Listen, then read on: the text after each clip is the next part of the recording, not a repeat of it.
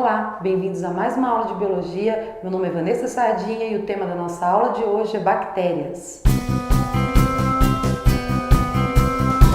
As bactérias são organismos muito simples encontrados aí em grande quantidade no ambiente. Normalmente as pessoas conhecem as bactérias pelas doenças que elas causam no nosso organismo.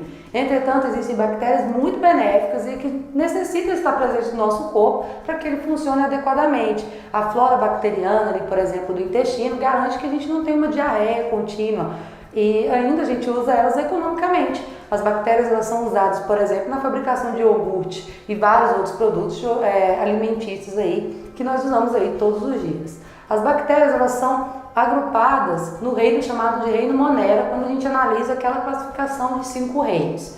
Quando a gente observa a classificação em domínios, elas estão em 2 domínios, que é o Archaea e o domínio bactéria. As bactérias são organismos, como eu falei, bastante simples, muito pequenos, entretanto são maiores do que os vírus. Essas bactérias elas podem ser observadas no microscópio óptico comum.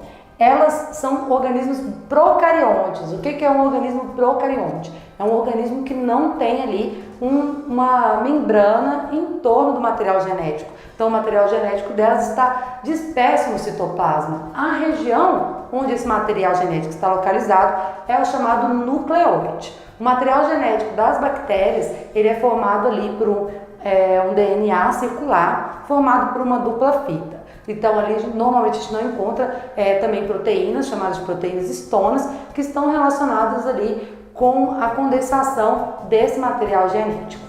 Elas são muito simples e não possuem organelas, chamadas de organelas membranosas. Então não encontramos em bactérias complexo de Golgi, não encontramos retículo endoplasmático, não encontramos mitocôndrias, nem cloroplastos. A única estrutura aí que a gente encontra nessas células é o chamado ribossomo, que é uma estrutura relacionada com a síntese de proteínas, então com a produção de proteínas para essas células. Elas apresentam parede celular. A parede celular pode ser gram-positiva ou gram-negativa. Isso é uma característica da parede que permite a gente classificar ela então entre esses 2 tipos. Quando a gente vai corar, utilizando a coloração chamada de coloração de Gram, a gram-negativa ela se cora de vermelho, enquanto a gram-positiva ela se cora de roxo. A gram-negativa é uma parede celular um tanto mais complexa quimicamente do que a gram-positiva. Essas bactérias elas possuem outras estruturas importantes que merecem destaque, que são os flagelos e as fímbrias, também chamadas de pili. Então aqui nós temos um esquema de uma bactéria. Aqui a gente vê o material genético disperso no citoplasma na região chamada de nucleoide. Esse DNA é ele que vai ter as características da bactéria, que vai ter as características gerais ali daquela bactéria. A gente encontra ainda, além desse DNA circular no nucleóide, a gente encontra pequenas porções de DNA extracromossomial, que é o chamado plasmídio. Os plasmídios eles estão relacionados com características mais adaptativas. Também tem plasmídios relacionados com a reprodução, plasmídios relacionados ali com a resistência bacteriana. Como a gente falou, também tem algumas estruturas importantes, as bactérias. A gente tem aqui os flagelos relacionados com a movimentação, então eles utilizam esse flagelo aí para se movimentar no meio. E também temos as fímbrias, conhecidas também como pili. Elas estão relacionadas com a aderência e também ali com o processo reprodutivo, como a gente vai ver agora. As bactérias elas podem ser classificadas quanto a forma e também quanto o arranjo. Então aqui a gente tem bactérias de formato arredondado, que são chamadas de cocos. Quando elas estão agrupadas em 2, nós temos os diplococos. Elas podem ainda estar em uma cadeia, formando os streptococos, ou ainda formando um cacho de uva, que são os estafilococos. A gente também tem outro formato, que é esse chamado de bacilo, que ela tem um formato de bastonete. Então você consegue observar que ela é maior, ela é mais comprida que esse cocos. E ele também pode estar dispostas também em fileiras. Observe que ela também tem esse outro arranjo. Observamos aqui também ainda os espirilos, que tem formato helicoidal. Então a gente tem as redondinhas, que são as cocos, esse formato mais compridinho, que são os bacilos, e esse de formato helicoidal, que são os chamados espirilos. Quando a gente tem um espirilo pequeno, formato quase de vírgula, a gente tem o chamado vibrião. Um exemplo de vibrião é o vibrião colérico, causador aí da cólera. As bactérias, elas se reproduzem com uma velocidade até muito rápido, por isso que a gente tem que tomar ali os antibióticos sempre no horário adequado. Quando a gente falha ali ao tomar esse remédio, a gente pode estar permitindo que elas se multipliquem ali na velocidade exagerada e fique mais difícil ainda de controlar uma infecção. As bactérias, algumas espécies, elas podem se dividir em até 20 minutos. Então, uma bactéria se divide em 20 minutos, tornando-se duas. Imagine isso em uma grande cadeia. A forma de reprodução básica das bactérias é uma reprodução assexuada, ou seja, não envolve gametas. Essa forma assexuada é chamada de divisão binária ou cisciparidade. Então, uma célula-mãe, ela vai dividir o material genético e depois vai haver o quê? O estrangulamento dessa membrana e dessa parede, e ela vai se dividir, dando origem a quê? A duas células filhas. Essas células são iguais, porque elas são clones. Ela só dividiu, não houve ali nenhuma recombinação genética. Pensa na reprodução sexuada, a gente tem a mistura dos gametas. Na assexuada, a gente não tem essa mistura. Então, a gente tem ali uma célula filha idêntica à célula mãe. Por isso que a gente chama, então, de clone.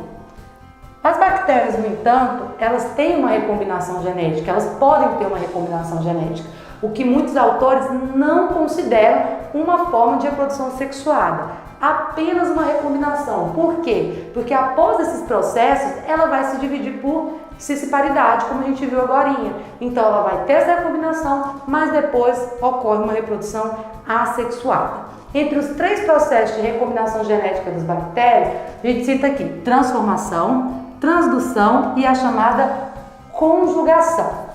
Vamos primeiro aqui na transformação. O que é a transformação? Na transformação, a bactéria vai incorporar um material genético que vai estar ali disperso, exposto no meio. Normalmente esse material genético está ali porque uma bactéria sofreu a lise. O que é a lise? É o rompimento de uma célula. Então ela sofreu a lise e esse material genético ficou ali no meio. E essa bactéria então engloba. Observa aqui que o material genético está aqui no meio e a bactéria está aqui tranquila.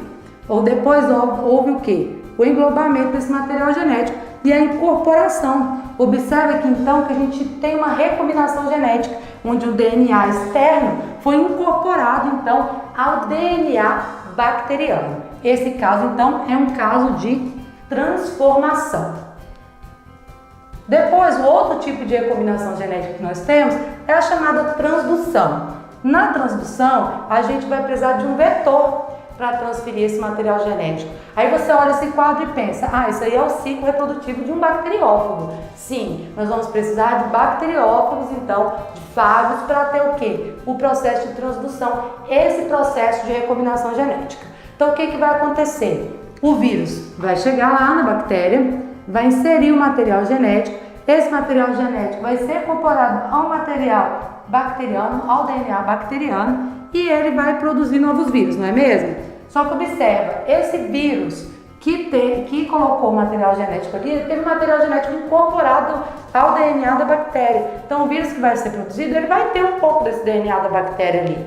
Ao encontrar outra bactéria para se reproduzir, esse bacteriófago, esse fago, vai fazer o quê? Colocar o material genético dentro da célula novamente, não é? Então, ao colocar esse material genético, ele vai estar levando fragmentos daquela bactéria que ele tinha parasitado anteriormente. Então, vai ter uma recombinação genética aí devido a essa interação com genes. Então, a gente precisa aqui de uma transdução. Por quê? O que é a transdução? Ela vai precisar de um vetor. Então, na transdução ocorre a necessidade de um vetor para levar esse material genético, correto?